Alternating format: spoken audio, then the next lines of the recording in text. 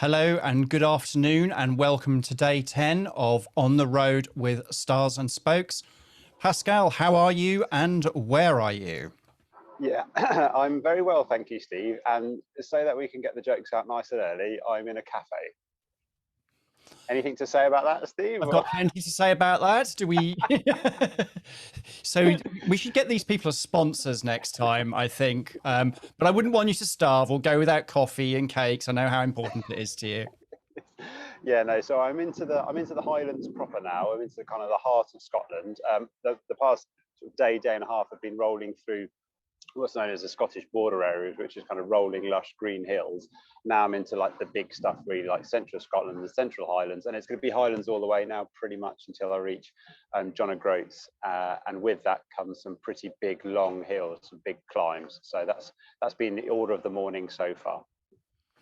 So, joking aside, how hard is this, Pascal? Because I mean, I cycle around Portsmouth a total of 4 kilometers each way. It's as flat as a pancake. I'm not a cyclist. It sounds to me like it's a lot more difficult than you're making it sound. Yeah, I mean, I suppose it is pretty difficult, to be honest with you. And whenever I stop and speak to anybody and I talk about what I'm doing, like I'm going 2000k, I'm trying to hit 200k every day, I'm doing it solo unsupported, it kind of like just blows their mind a little bit. And I sometimes forget because I've obviously got Dan doing all the training with me. We've got a really well-structured training regime. We've got support staff in terms of the PTI who sets the training regime, the INM who are sports scientists and nutritionists who support us as we go along. And you sometimes become detached from how quite difficult it all actually is. And I process a lot of that mentally. So yeah, it is tough actually. Yeah, and this morning, as an example, I've been cycling for what, like 50k this morning since I left the base, and it's pretty much all been uphill. Now, the beauty of Scottish hills, when you compare them against like Cornish hills or Devon hills, is that they're long and slow, so you can drop into the right gear, and then you can pick sort of your cadence of how fast your pedals go around, and kind of just sit there and almost switch off a little bit because you know you're just committed to that hill for the next 15-20 minutes. So yeah, that's what I tend to do. Go into a blur, really, just let myself let my legs take me up the hill basically and switch off for a bit, which sounds weird, but yeah, that's what I do.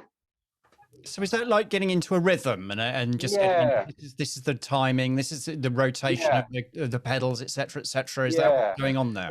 yeah, exactly. Yeah, I was quite clumsy in my description, yeah, but that's exactly it. Yeah, you kind of drop into your rhythm. You find the gear at the bottom of the hill, you find the gear that you can spin at a reasonable rate at, and you're not grinding too much with your legs and having to put too much power in. You just sit in that happy middle ground, and you just listen to your breathing. You're checking that your legs are fine, and then you just go with it. Really, you get into that flow, and then 20 minutes later, you almost kind of pop up at the end, like mentally pop up at the end, and then you're back into it, and then you evaluate the next bit of road or the next climb or whatever. So yeah, there's been a lot of that this morning, kind of almost switching off mentally and just going with the flow up the hills. So you also mentioned to me about little bike, big scenery. What's that Yeah, like? Because I mean, it's obviously going to be we can't really get a sense of it whilst you're sat at a cafe. yeah. Yeah, it's difficult to describe, but it's very much the case now that the landscape around. So this morning I was going up alongside Loch Lomond, which is a pretty big loch by Scottish standards, and either side there's some pretty big hills, like driving up straight from the edge of the loch, and it's just epic scenery. And what it does is make you feel really small in your bike because you're just absolutely tiny compared to the size of some of these hills that are all around, or the water or whatever. So yeah, it really gives you a sense of how small you are when you're in this kind of territory. But it's stunningly beautiful, like it's unbelievable, but it is pretty remote and it's pretty wild, and it is big old scenery and big weather as well. That's another big one up here. So we've had quite a lot of big weather down south. I think we might Okay. be in store for some up there. So there is Yeah. also the sort of challenges of doing this all solo and unsupported. You now got to factor in the weather because you don't want to get washed down a mountain or something like that, do you? Yeah, exactly that. And like my mind is always ticking over with all of those sort of permutations in terms of like the weather, where I'm going to be, what spot I'm going to be at, what climb is coming up, etc. So I'm constantly doing those sort of sums in my head. And today's a great example because I'm about to go up into an area called Rannoch Moor, which is quite a famous bit of Scotland, where you've kind of done your climbing up almost onto a plateau area. And then there's this huge, wide expanse of like open ground. There's no protection from the weather, no protection from the elements. It's like prehistoric in terms of how it looks. The wind just like swings right on through that area. And as an example, today, early afternoon, they're forecasting thunderstorms. So I've got to be really careful not to find myself on open ground high up as these big old thunderstorms come through. Because if things start going wrong in that respect, you know, there's no support van, there's no other cyclist for me to come up with a plan with. It is absolutely me on my own and the kit I've got on my bike. And that's what I mean when I say small cyclist, big scenery. I've got to be all over that stuff, constantly evaluating it.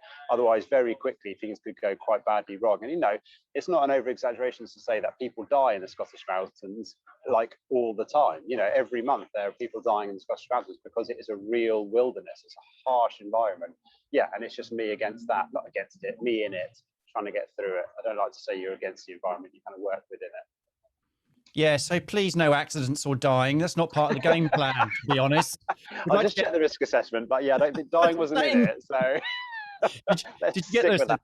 Yeah, did you put that in the risk assessment? I'm just going to put the map up so people can, so our viewers can see the map. So you did Clyde, Her Majesty's Naval Base Clyde. I can pronounce that one correctly. Well done. Nailed it. Well done, Steve. Thank you very much. And then it's Wild Camp again. So you can just about make out in the map. It's a bit hilly where you're going to be. So that gives us a sense of where you are. And how much further have you got to go?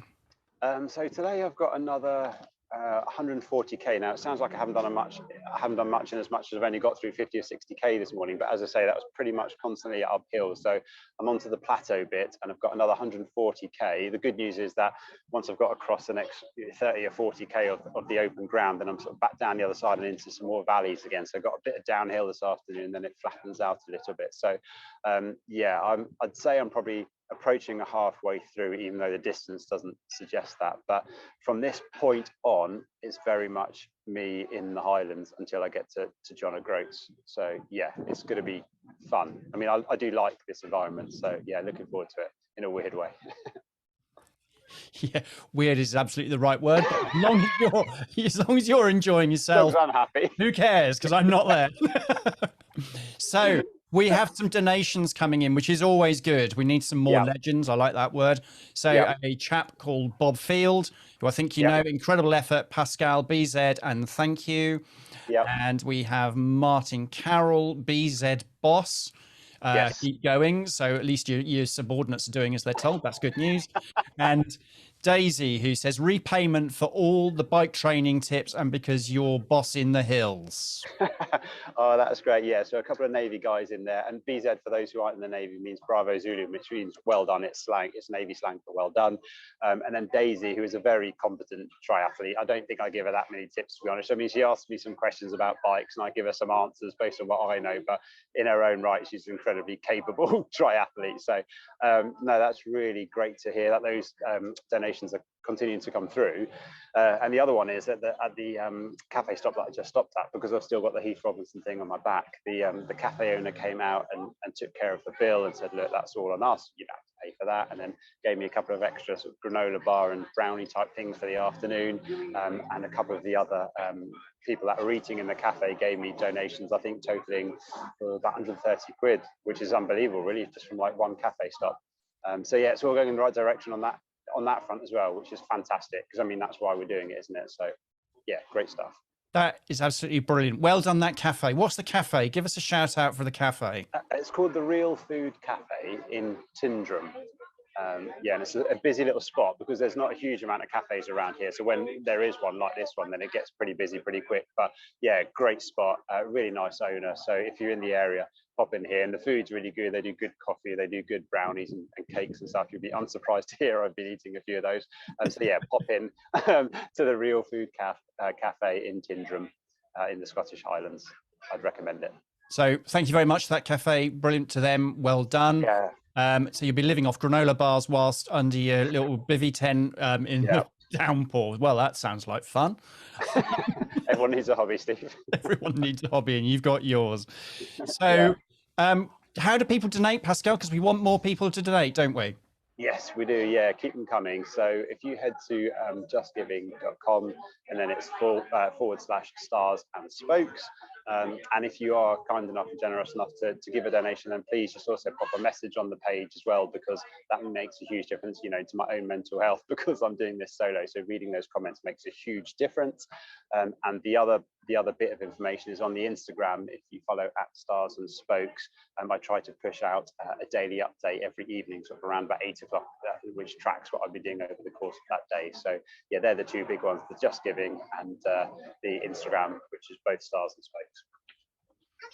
Brilliant. Thank you for that. I can't stress the importance of, if you do make a donation, put a comment on there. This, Pascal, is honestly making this seem a lot easier than it really is. Because we have some chats before we go live. I know there are a few challenges. So please, please, please support him, because it's not as easy as it looks. That's for sure. Yeah, and interestingly, everyone who stops me and whenever they see me in cast and stuff, they're always like, "You look incredibly fresh." So I mean, I take that as a compliment. So hopefully that I do look fresh. But yeah, but behind the scenes, in terms of internally, what's going on in my mind and in my legs, it is definitely not easy. 200k a day and rolling terrain by yourself is not easy. Trust me. I do trust you, and I don't doubt it at all. So thank you once again, Pascal. So same time, same place, internet permitting, tomorrow. Yeah. 12:30 on Facebook Live. And it was great to speak to you, and I'll see you tomorrow. Yeah, brilliant. Thanks, Steve. Thanks all. See you later.